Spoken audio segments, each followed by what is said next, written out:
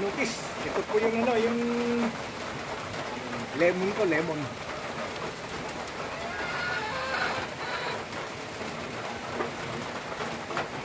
Bagong ano ito, bagong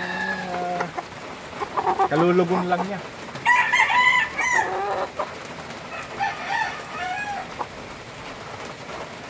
Hindi pa ganun ka mature yun ano. Yung buntot niya. Kapatigas pa lang. Lemon. Okay.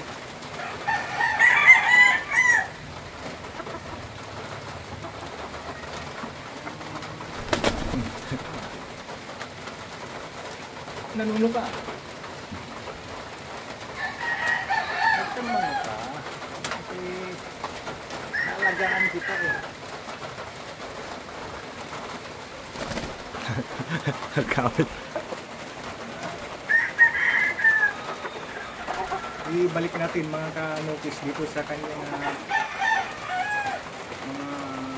ano yan, tawag yun. Kanyang mga asawa.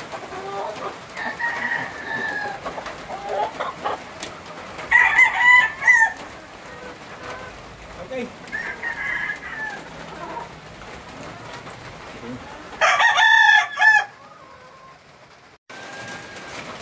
Mga kanukis, nandito na naman po tayo sa ating brooding pen. Nandito ang brooding pen number 5 natin. Ang ating kandang dito ay Raptor 9 months. Nilagyan natin ng Kelso White. At nandun yung katabi niya, yun ano, Raptor inahin din. So yun isang Kelso White natin, nandito na. Oh, naglimlim. May binilang ako na itlog niya is 8. Ano to? First kanya. First na pangingitlog.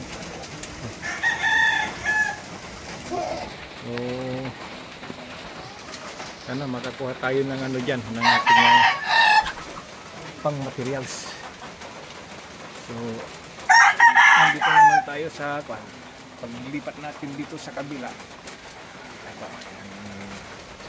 Nandito naman yung gray natin. May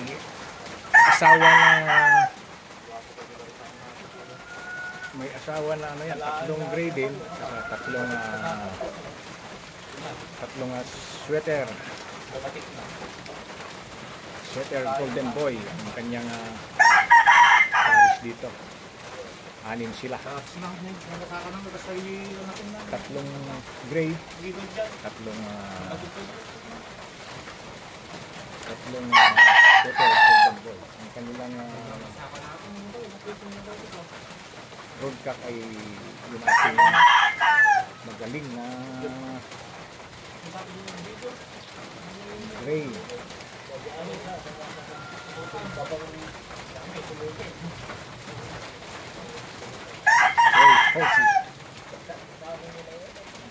Ayan, 8 yung nilimliman niya. First timer.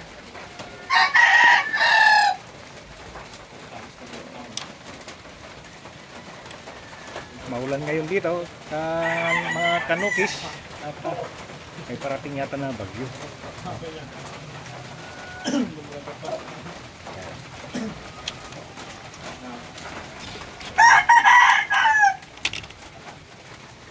Tayo sa kabila. Ayan, ating pen number 4 dito. Nakapag-lugom na sila.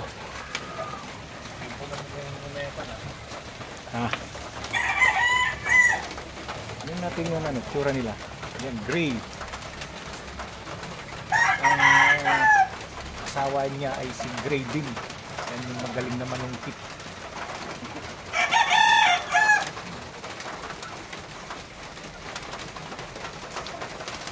Ang pagitlog tikads. Ang tangod. Nagsada pa lang sa grug-grug kita pa yan. Na. Nagsada pa. Nagpatang ko nuno ka. Grug-grug pa lang ng buho. Na. Makulitin yung mumundad ito eh. May paabono ka. Basila na. May pa. Kaya yung masaktan mo. Hindi ka pa nagpakan. Kaya ang daman tama. So na ako. Maganda jay iitlugan lang. Panca-panca kayo. Malumog mo. Hindi ko dito eh. Pero ito naman mga kanungkis oh. Ang ating 4 times. Kaya na talaga sila. Ay.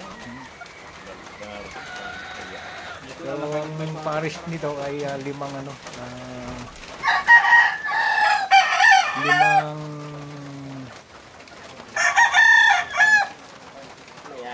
mayahin. Yung mga kwan natin, yung Gilmore.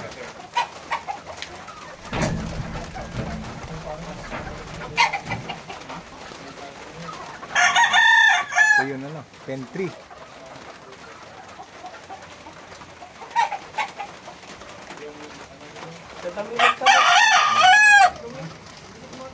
Medyo mataba yata ito Kad! Ikat nga nalumog dito na hati ko. Dari sayon mo. Sobrang overweight.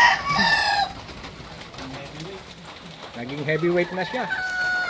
Ito po yun natin pen 3. Meron tayong 5 na pen para sa ating breeding.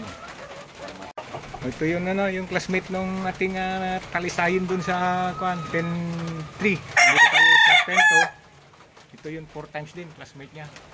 4 times. Round head. Awan tikwana na ito niya. Kapal dati payak na. Hindi lang saka nagpilay-pilay. Tamaan nito. Yan. Ang pares nito ay 4 na si round head. Pinarisan natin ng dalawang sweater. Saka dito ko at mga round head mo lang awan. Pwede kita dito yun Ang round head kita dito dua lang ti round head kang upa Hindi nagkapo Manila ini. Ay nagpisa. Nagkita dati sing na. Ang round head kita.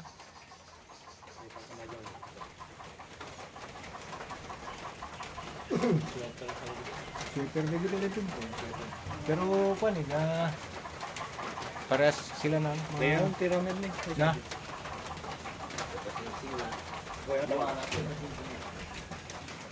Round head digita May lasin mo ti round head dadak kalulod Na. Dito miyanan. Laod nga 2. Dasing-sing na gaya na 2.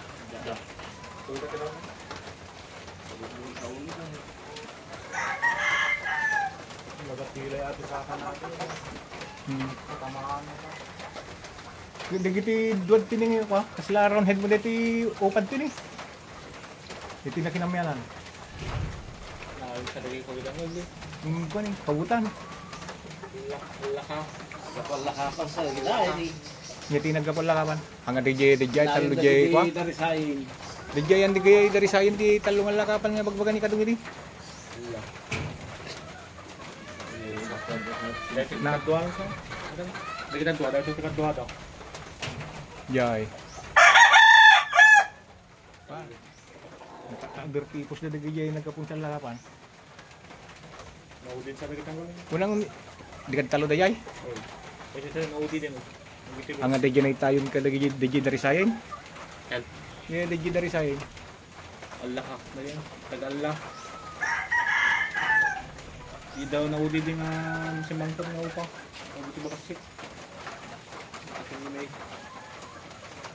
At lipat naman tayo dito sa pen 1 natin.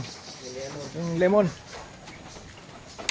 Para buo natin yun ating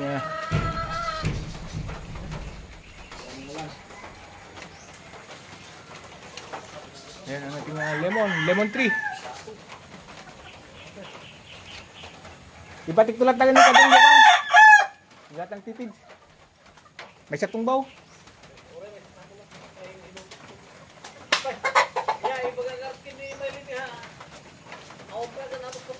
Uy, niananos na pa lang.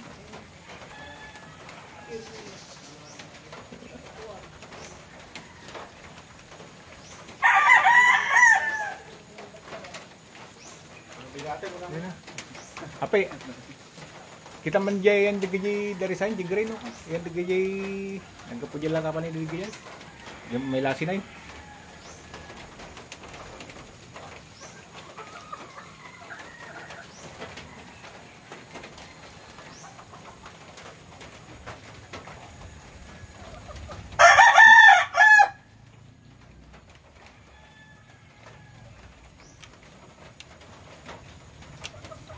Tayo doon sa ano, sa may ito yun ano, penwal natin.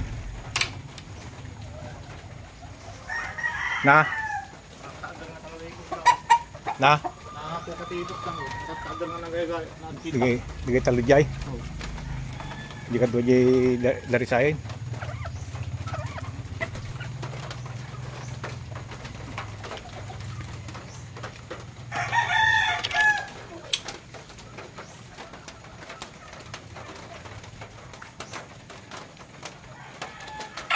Sige ti papares mo ti ipos na. Oh, kadar. Katag pamarap ka lang. Dari sayin nga eh. Sino ti nakapis sa kanya dahil di nga dari sayin eh. May lasi mo, di naganakay.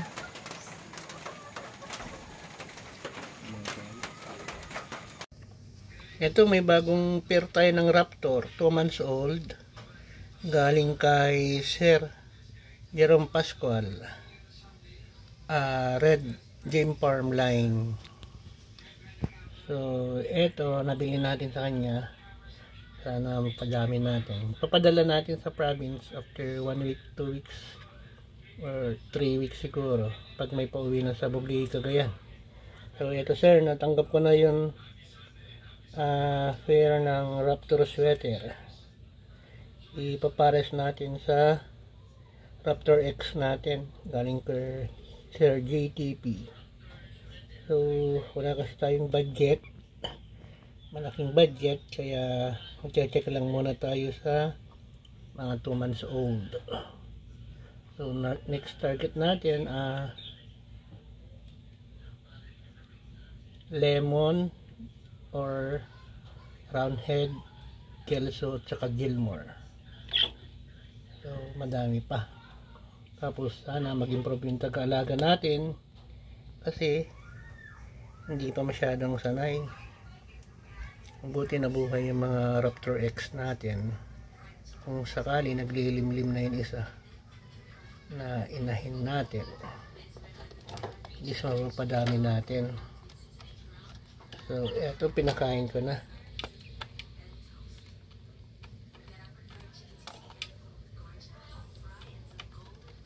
EMP4 atang pinapakain, pero ito kasi may natira dati nung bumuli ako ng fair na Raptor kay Sir JTP.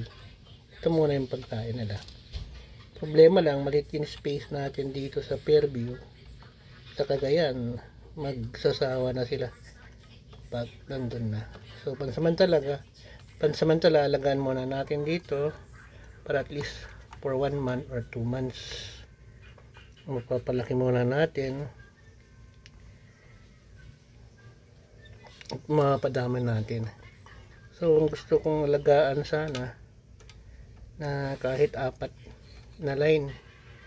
So kung sakali dadagdagan pa natin to, tapos kung mapapadami na natin, saka tayo mag-umpisang bibili sa Red Game Farm sa kay Sir Junfe.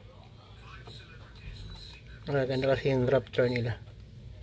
So ang lahi daw ng Raptor may infusion na hats, kaya ito naglabas ng green legged yung kulit.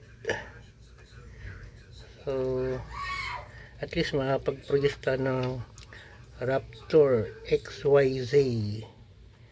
So magiging process na to kapag krinos natin. Kung ba papalaki natin, cross natin sa Raptor JTP, kapag sakaling nanalo tayo ng loto, bibili tayo sa Red Game Farm or kay Jun ng Raptor, o di kayo mag-import tayo kung sakali lang,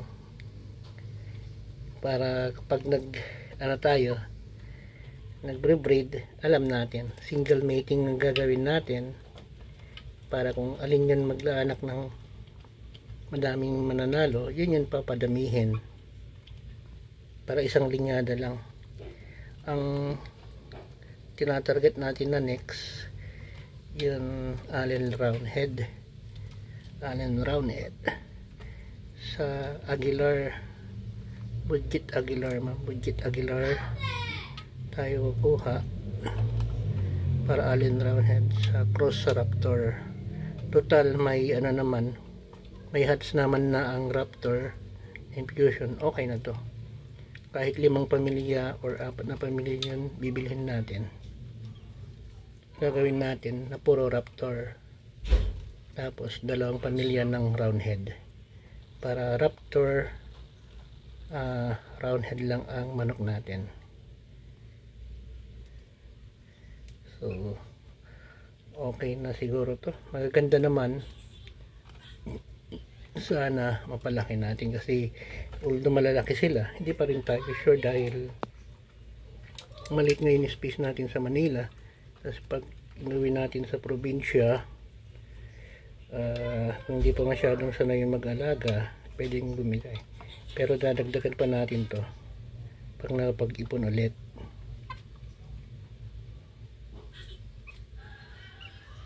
So magkasundo naman to, sana hindi sila mag-aaway para hindi masira yung balahibo nila, yung buntot.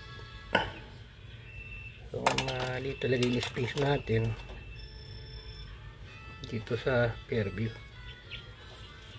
So kasi laki naman sila, magwa 1 month old daw yun lalaki ata sa October 3, 2 months old sa October 23.